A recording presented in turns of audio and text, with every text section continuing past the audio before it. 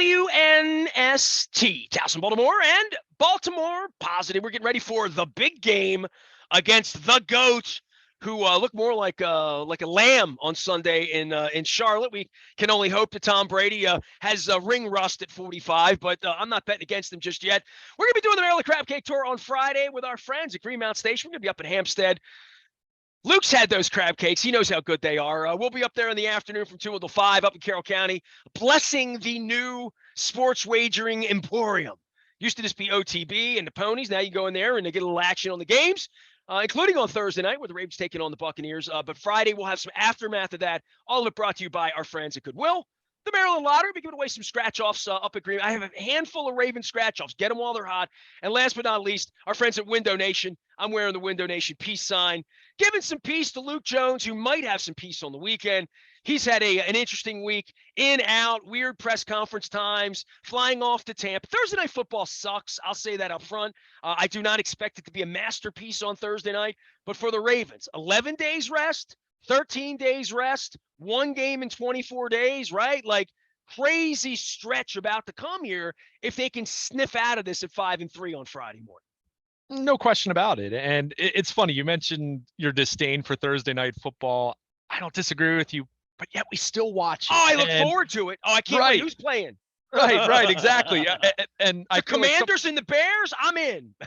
I actually hate watched that game. It was so bad that I couldn't turn away from it. It's interesting. And when the Ravens are directly involved, as they are this week, there's such a feeling of it's an obligation for everybody. I mean, we, at this point in time, as you and I are sitting here on the eve of the game and talking about, Tom Brady and the Ravens defense, can the Ravens red zone offense get going after what's been a really difficult stretch over the last 4 weeks in that regard? But it feels like we should still be breaking down the aftermath of the Browns and then easing into Tampa Bay week. And it just feels for everyone. And I think this applies for the coaches and the players. It oftentimes just feels like an obligation, like, okay, it's time to go play that game and get that out of the way. And that's not to say you don't put your best foot forward in the best way that you can when you only have a few days to prepare, but it feels that way for media.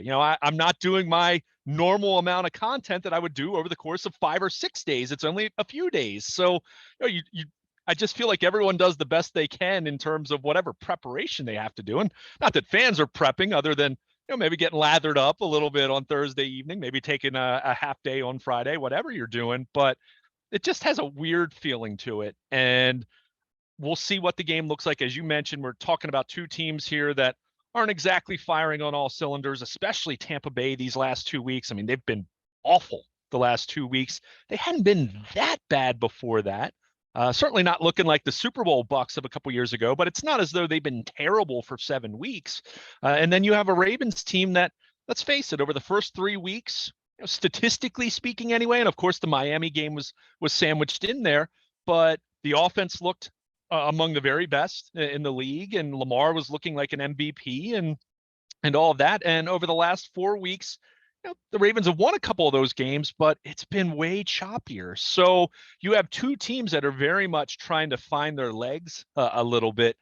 Tampa Bay, more apparent with how they played the last couple of weeks, but I think this is a critical football game for both teams in the sense of the Bucs certainly don't want to lose another one here, and then they're 3-5, and who knows what's happening on that front for that team with a new head coach. But the Ravens, as you mentioned, there's an opportunity here, considering you have this Thursday night game, you have a break, Monday night road game at New Orleans, which isn't a given, but certainly not the Saints juggernaut that they were at their peak with Drew Brees and Sean Payton at the helm. But you have a chance here that if you somehow find a way to win both of these games, but certainly if you can at least win one of them. Dude, you win 2 on the road, you're doing something. I don't care. Yeah. I don't care how ugly it is. You win 2 games in a row on the road across conference. That's something. I mean, at that point, you're 6-3, and then you're going into your bye week. And we've talked about what the schedule looks like on paper. Now, again, this is a Ravens team that other teams are looking at the Ravens on their schedule and saying, well, they don't look like that team. They certainly don't look like the Ravens from 2019 when Lamar was MVP. But if you're in that position and you're 6-3, you're feeling really, really good about where the Ravens are, even with some of their issues and question marks that we've seen on either side of the football. So, is it must win? No, it's not. But boy, if you can find a way to come away with a victory here and then have that extra rest and know you only have one more game until you have some more rest after that, that's exciting. I think that's something that this football team, that would be, that would galvanize them a little bit. I think rejuvenate them a little bit here, knowing that, if you can get that win on the road and then knowing that Tyus Bowser, whether he plays on Thursday night, which I think he's going to, I don't know that. That's just my gut. But him, Ajabo, Gus Edwards is already back. I think we're going to see Deshaun Jackson on Thursday night. You get Bateman some more rest with his foot and try to get him closer to 100%. Mark Andrews has been banged up, we know. If you can get this win on Thursday night, I think it goes a long way to feeling better about this football team, and certainly being 5-3.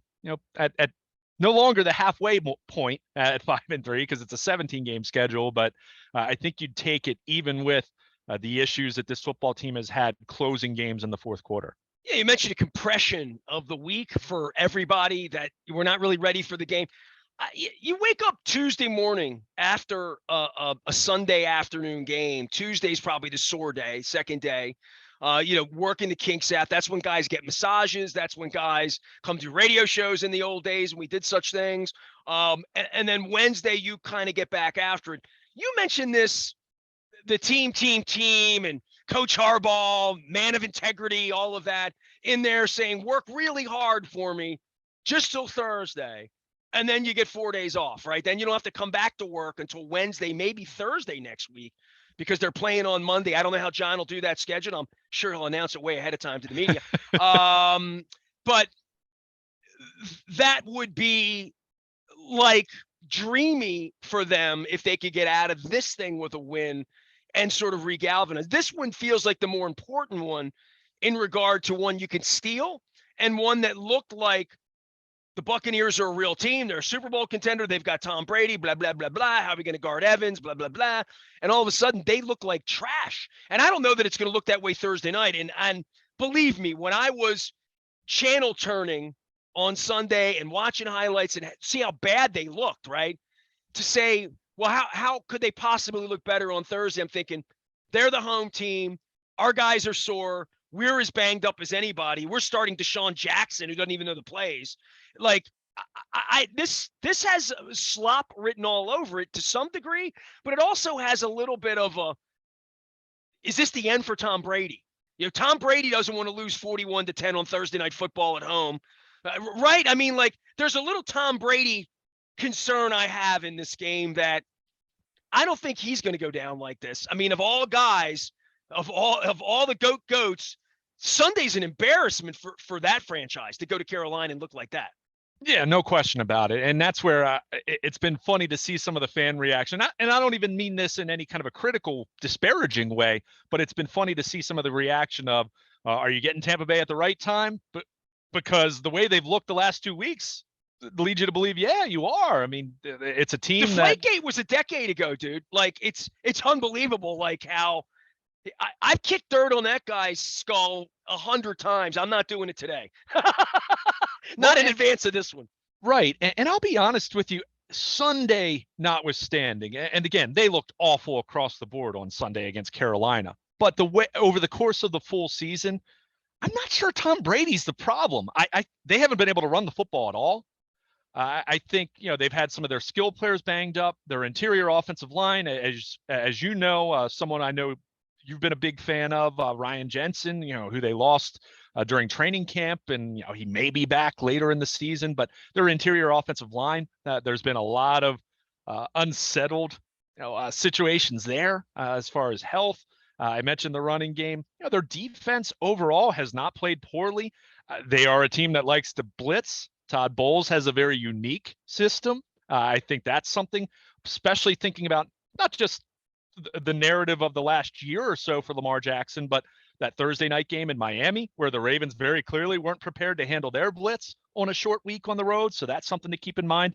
But you look at Brady, is he having a monster season? Of course not. 8 touchdown passes, but he's only thrown 1 pick. It's not as though from an efficiency standpoint, he's been horrendous, but or that we he's been just pressing in some weird I'm getting yeah. all way, right? Yeah. I mean, again, I don't know if the issue is him as much as it's everything around him, and he's no longer.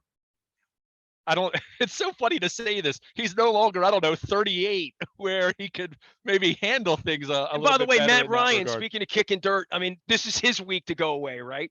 Sure. And think about everything that's being said about Aaron Rodgers in Green Bay right now. I mean, it's these And other Russell Wilson in when these Seattle, other or when excuse these me, other Denver.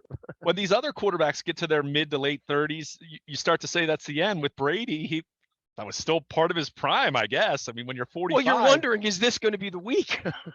right. So, but on the flip side, acknowledging all the issues that they've had, you do look at them and say, all right, it is still Tom Brady. Even if it's a 45-year-old Tom Brady, it's Tom Brady. If you're talking about the challenge of a short week from a, throw away the physical part of it, because everyone's dealing with that. And I love Jason Pierre-Paul said this on Tuesday after practice. He he he kind of reminds you of some of the old school Ravens in the way that he's not the guy that is so careful and coached in how he speaks.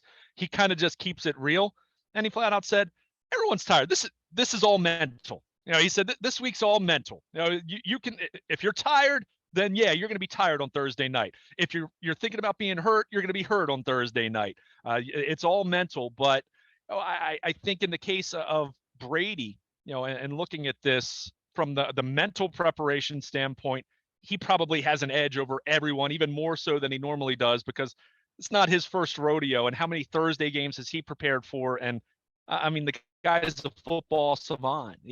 How else do you explain playing to age 45 at the level at which he's played? So from that standpoint, and Tampa Bay's lost 4 out of 5. Is Tom Brady going to lose 5 out of 6? Is this thing really going to spiral out of control for Tampa Bay entirely?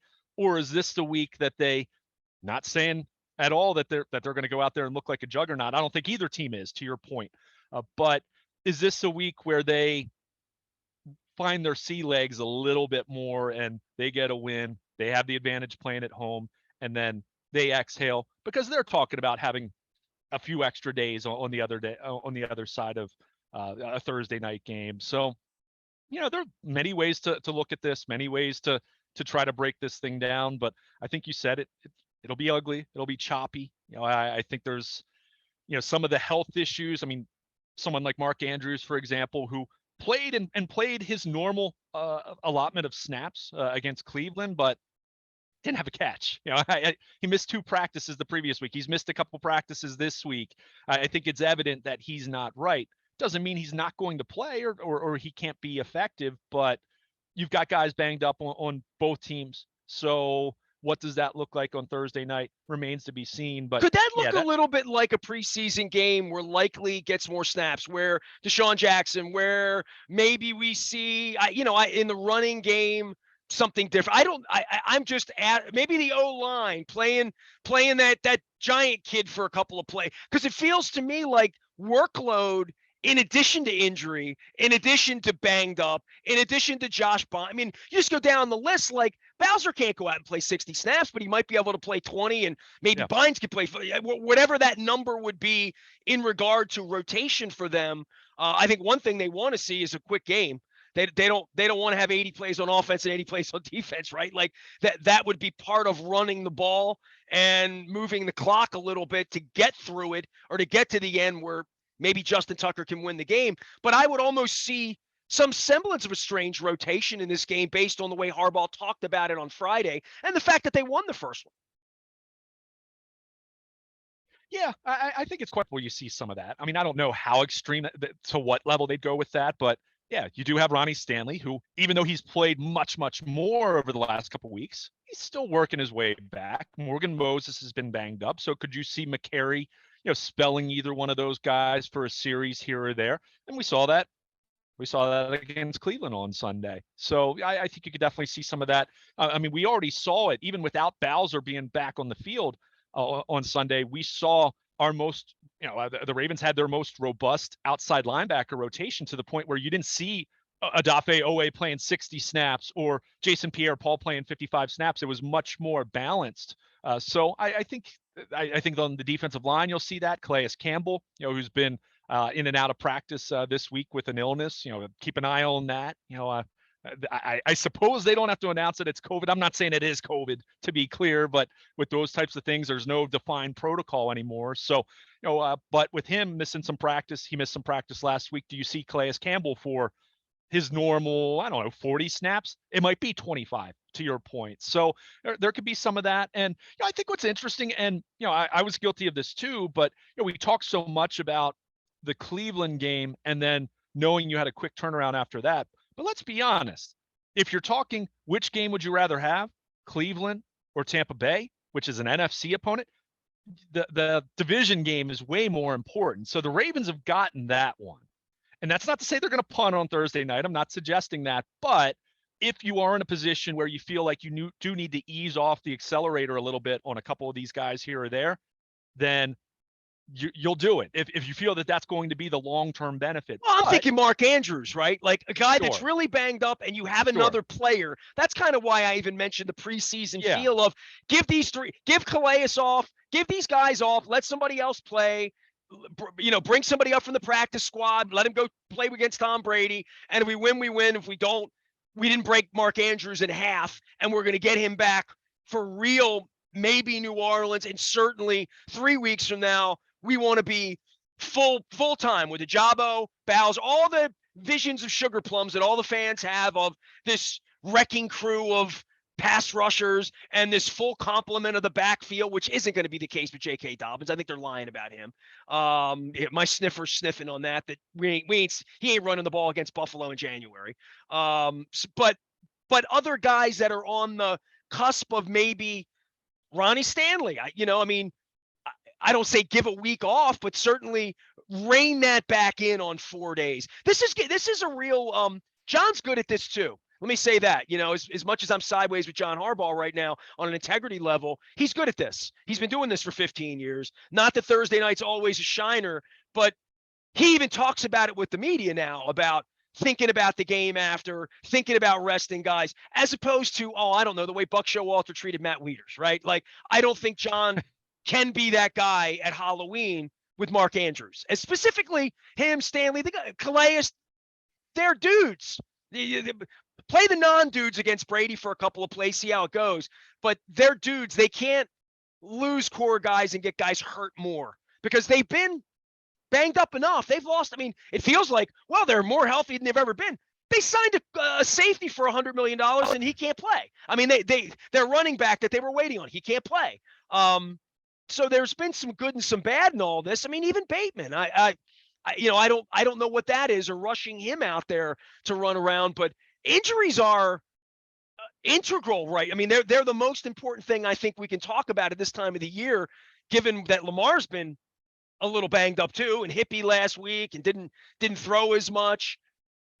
I would say managing injuries and all of that guff that Harbaugh took for the trainer that brought COVID in there 2 years ago, and we're going to be the healthiest team, and watching the terrible turf up in MetLife Stadium 2 weeks ago, I think their health is paramount, and John can't screw that up this week. Yeah, and I don't think it goes as far as you deactivate those guys, but in the case of Mark Andrews, I'm looking at his snaps for the season right now. He's played at least 83% of the snaps in every single game. He's played up to 95% of their snaps in a game. Do you cut that back to 65% of the snaps? Do you get Likely a few more snaps? Do you give Josh Oliver a few more snaps? Do you ease back on Mark Andrews and maybe you save him more so for third downs and red zone and things of that nature? Could you see some of that? Sure. As I mentioned, do you cut back a little bit on a Calais Campbell? Do you cut back a little bit on a Jason Pierre-Paul? If Tyus Bowser is out there, is he going to play the number of snaps that he'll play theoretically in week 15 when he's fully back and acclimated and he has 6 or 7 games under his belt? Probably not. So yeah, I think it is a little more of an all hands on deck. Keep in mind, you can only have 48 active on game day. So yeah, there's only so much of that you can do, but I do think you want to pass the baton around a little bit more in that way. And that's not to say that you're going to, I don't think that even necessarily compromises your ability to win the football game, because I think Tampa Bay is going to be doing the same things. But I think a healthy guy who didn't play and was scratched on Sunday may give the team a better chance than Calais Campbell on Thursday, who's been sick, right? Like somebody that's fresh may be better on Thursday than somebody who's not. And that's just me knowing how sore I am the day after yoga. Yeah. I mean, I think it's it's a different animal than being on the yoga mat. That's for sure. But yeah, Don't tell I Kyle think Richardson that. I'll bring him on here one day and he'll tell you. Oh, but no, hey, I do DDPY.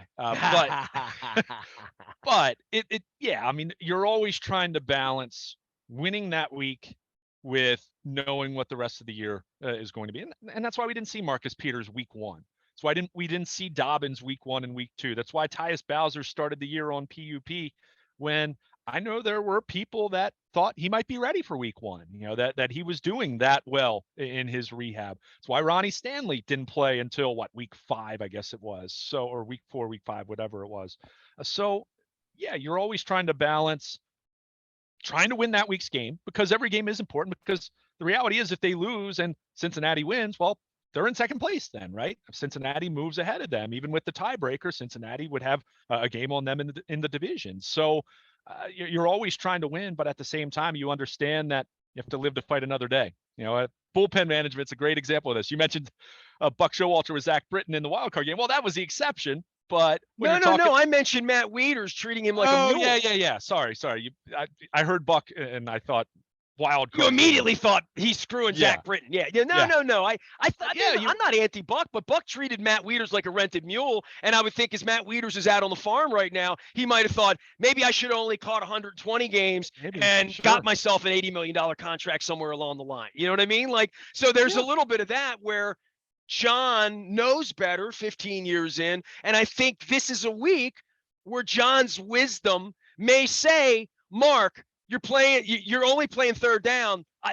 It's a preseason game. Treat it that way. Get yourself healthy. Be ready to play 15, 20 snaps. Likely he's going to go out there and catch your 6 balls tonight. And we're going to try this for tonight to get you.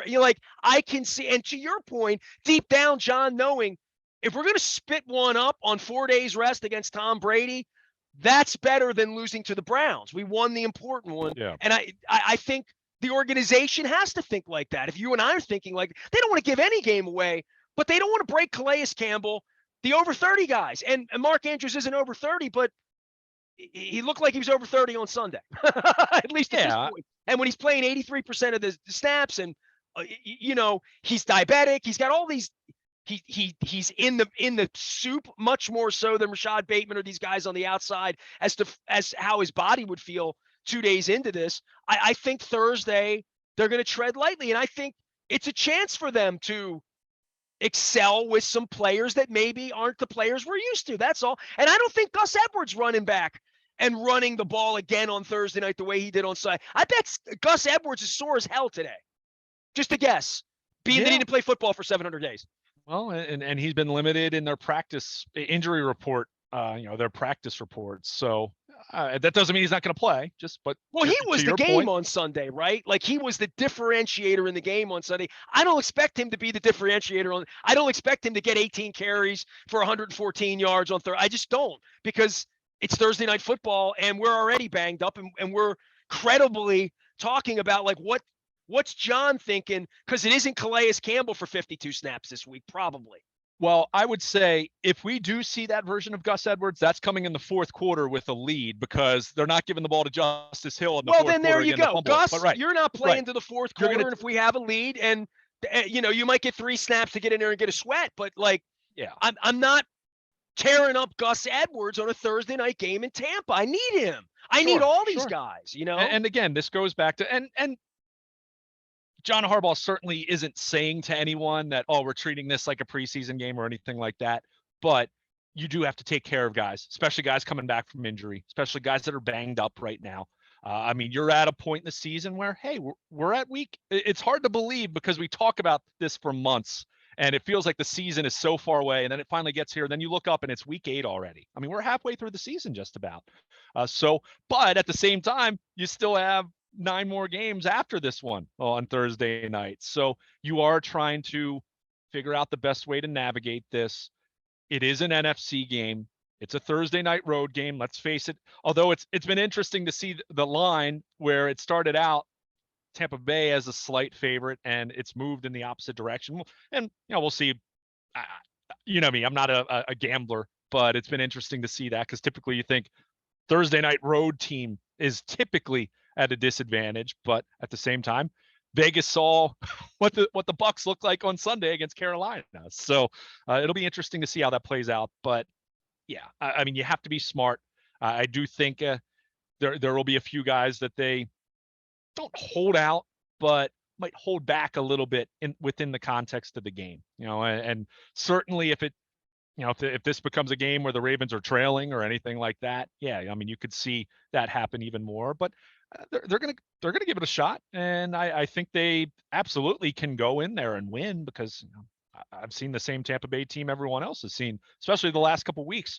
But at the same time, this isn't a Ravens team that's firing on all cylinders right now. I mean, I think yes, they beat Cleveland, but I think anyone looking at that overall performance, thinking that that's going to cut it against higher quality opponents, the answer is no. So they've got to figure out a way to be better in the red zone. They've got to figure out a way to be more consistent on the defensive side of the ball. I mean, they played really well defensively in the second and third quarter.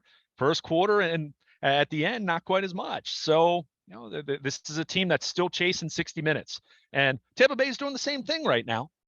Probably to a greater degree of urgency after how they've looked, dropping games to the Steelers and the Panthers. But, this is not, there very well were people I think that would have envisioned maybe a Tampa Bay Baltimore Super Bowl going into the year, but neither of these teams are playing at that kind of level right now. So be interesting to see how this thing plays out on Thursday night. But yeah, I think Thursday night games, health and long-term well-being is always something that's going to be in the background at the very least that a coach is thinking about. All right, so in the old days, I had like a baseball encyclopedia here to look stuff up. Now I have the internet, and it's dangerous, right? So I mentioned Matt Wieters and being driven like a rented mule.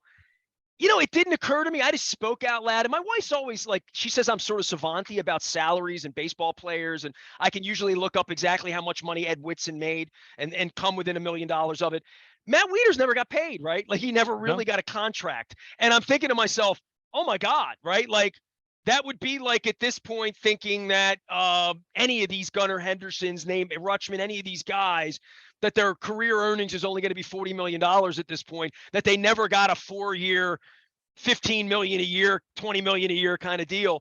That is, that is an interesting thing as we get up on the World Series. Anything you want to say on the World Series before it begins? Because I don't know if you and I are going to take a deep dive. We're going to be pretty busy in the football on Friday and through the weekend, but it's right up the road, right? I mean, Phillies Astros, I know you're a youngin', but I remember sitting on my dad's couch with my dad watching Jose Cruz and Mike Schmidt. I was such a Phillies fan at that point in my life. I loved the Phillies. I liked the Astros too because they had cool jerseys and they had J.R. Richard and Nolan Ryan and cool players. And they were in breaking training. Bad News Bears breaking training was the Astros. And they had the Astrodome, of course, the exploding scoreboard, all that. That was 42 years ago now. And they're in different leagues and it's a World Series. My dad would say, what the hell's going on up there? Any baseball thought? I mean, you're going to watch, you love it. Oh yeah. I can't wait. I mean, I think you have Dusty Baker against Bryce Harper. So there's another local angle for Nationals fans, probably not an angle that they're very happy about when you're talking about a team that those was of you just south of Columbia, awful as you're watching Bryce Harper and you saw Juan Soto playing in the NLCS go down the list. Trey Turner, or if you're an Oriole fan, you can see LA. Manny Machado there. And if you go way back, Fred Ullman, the Padres have some Oriole connections. Sure. Bomel. Yeah. Bob Melvin. Yeah. Well, Bobby Dickerson, who was on the Orioles coaching staff with Philadelphia. So, but looking forward to it. I think it's always fascinating. We talked about this at the beginning of the postseason with these teams, these number 1 and number 2 seeds that had the bye, and they sat there for 5 days. You are talking about two teams that, let's face it, as much as Philadelphia might like the fact that, okay, they could get Zach Wheeler a couple extra days of rest and set their rotation, Nola and Wheeler at the start. I'm sure the Phillies, there's probably a sense of, boy, we've got to sit 4 days, between clinching on Sunday and then starting this thing on Friday night. There's probably a sense of they would have liked this thing to start maybe Wednesday, maybe a couple days off, and then you start. But that's where it is. But you have Wheeler, you have Nola. I've said this from the beginning. As I was talking to my brother-in-law at the beginning of the postseason, I said, here's where Philadelphia has a chance. They have a stud 1-2 at the top of their postseason rotation. You've got a chance when you have two pitchers like that. So the Astros have pretty good pitching too. Let's remind everyone of that. When you're talking about Verlander and some of the other arms that they throw at you. So it'll be interesting to see how both of these teams respond, having that longer time Well, period. the other thing is you can't get a rain out in Houston, right? So yeah, so sure. so you can't extend pitching in the way that Yankee series became a mess. But I mean, it didn't help Cortez to get extra rep. But God bless you, Nasty Nestor. I want to golf with you, brother. Call me. It's all season. Yeah. We'll wear shirts together.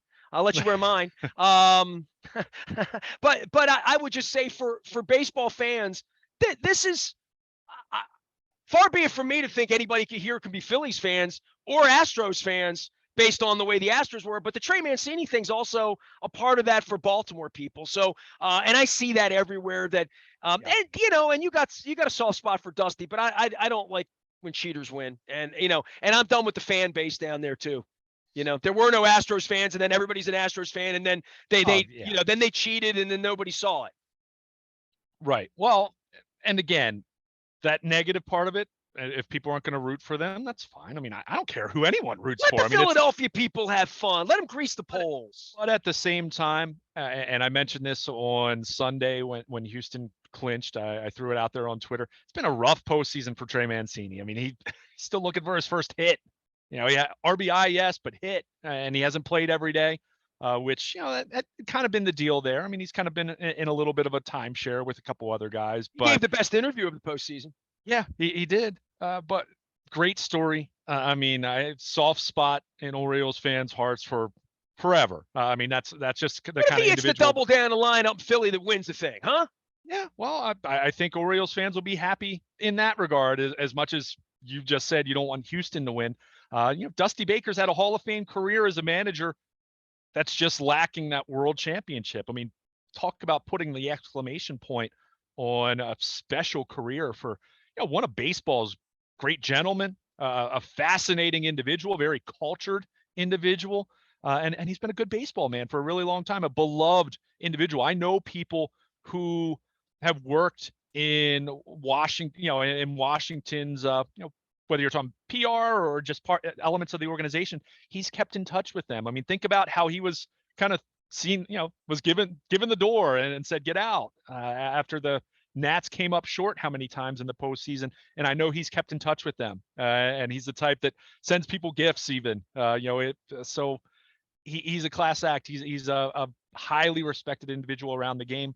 But on the flip side, Philadelphia, what a story. I mean, this is a Phillies team that in late May and early June was not necessarily perception wise, because they had spent a lot of money and they had the high price players, known names, known commodities, but they had underperformed. They were 8 or 9 games under 500, and they fired Girardi, and it was like a light switch. They immediately went from being wildly disappointing to, at that point, they played really good baseball. I mean, they played really good baseball from early June until the second week of September, when they kind of had that swoon and people thought that they were going to squander away one of those wild card spots. So Bryce Harper, I mean, he's just on an absolute tear right now. Keep in mind, he had the broken thumb early in the summer, came back, didn't really swing the bat like Bryce Harper, but boy, the last couple of weeks, he's looked like that guy that, if you recall, was 16 years old on the cover of Sports Illustrated way back when. He's played like that guy. And he had that moment on Sunday in the midst of so much NFL action that was just incredible, that home run and that reaction at Citizens Bank Park. So, we'll see how this plays out. Houston is the big favorite, as they should be, when you're talking about a number 1 seed in the AL against the final wild card in the NL. But the Phillies have been in that position a couple times now, and they've continued to play good baseball. So again, I'll go back to what I said at the beginning of my monologue about this, in the sense that be interested to see how these two teams respond to having 4 days off. I would think it should be beneficial for the bullpens, should be beneficial certainly for setting the rotation, but the way some of these guys for both lineups were swinging the bat, again, you do wonder when you sit for 4 days, only so much BP or inter squad games or whatever you try to do to stay fresh, only so much of that you can do to really replicate what is these high intensity postseason games. He is Luke Jones. He is going to be in Pennsylvania watching the game live via satellite. He'll take a few days off on the weekend, rest up with the family, enjoy Halloween, and he'll get after it on Friday morning. Hopefully, a victory for the Ravens in a sort of a weird slog it out sort of week with the GOAT, Tom Brady. By the way, the man who saved my wife's life lives in Germany, and his brother's a huge NFL fan. I cannot begin to tell you the amount of excitement that Tom Brady is going to be playing, in Munich in 3 weeks from now. It's the 13th of November, or 12th or 13th that weekend. And like, all I kept thinking is he's 45. I hope he's just upright and gets there to you, dude. So this is another chance to watch Tom Brady. For anybody traveling down to Tampa, have a good time. You can find us out on the interweb. You can find me on Friday after the game at Greenmount Station. I'll be up in Hampstead with the Maryland Lottery, our good friends at Window Nation and Goodwill. And by the way, next Friday, I got guests booked already. We're going to be at Drug City in Dundalk next Friday, 2 to 5 at the Fountain there. Yes, they have a crab cake. It's true. Luke, you'll appreciate this because I bought all my baseball cards and my wrestling magazines back in the late 70s at Drug City. So I'll be talking about The Wrestler, Pro Wrestling Illustrated, all those great memories I had, Inside Wrestling, Apartment House. Right? Well, we'll talk about that. I am Nestor. We are WNST, AM 1570, Towson, Baltimore. And we never stop talking. Fabulous Moolah and BaltimorePositive.com.